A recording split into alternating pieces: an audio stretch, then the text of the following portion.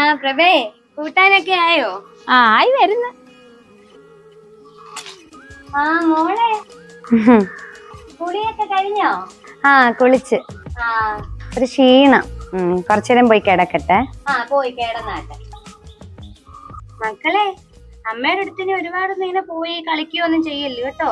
അമ്മയ്ക്ക് ഒരു കുഞ്ഞാവേ ഉണ്ടാകാൻ പോവാ. ഇനി അതിനെയാ ഇവർക്കെല്ലാം ഇഷ്ടം. മോനെ അല്ല കേട്ടോ. മോനെ ഇനി അങ്ങനെ ഉമ്മ വെക്കത്തും ഒന്നും ഇല്ല. എല്ലാ കുഞ്ഞാവയ്ക്ക് മനസ്സിലായിരുന്നുണ്ടോ ഇവല്ലോ? ഒത്തിരി അമ്മയുടെ അടുത്തിന് പോവും, അമ്മയുടെ അടുത്ത് ഇരിക്കണം എന്നുള്ള വാശിയൊക്കെ അങ്ങ് കളഞ്ഞേക്കണം. മോൻ വലുതായി കേട്ടോ.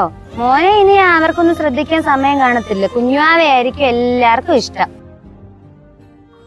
ലളിത ഒന്ന് എഴുന്നേറ്റേ. എന്തേച്ചി? എഴുന്നേക്കാൻ.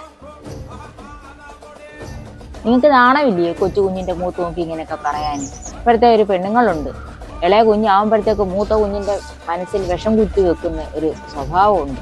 ഇനി ഇങ്ങനത്തെ ചൊറിഞ്ഞ വർത്താനമായിട്ട് ഈ വീട്ടിൽ കയറി വരുവാൻ ഞാൻ മുട്ടുകാല് തല്ലിയോ?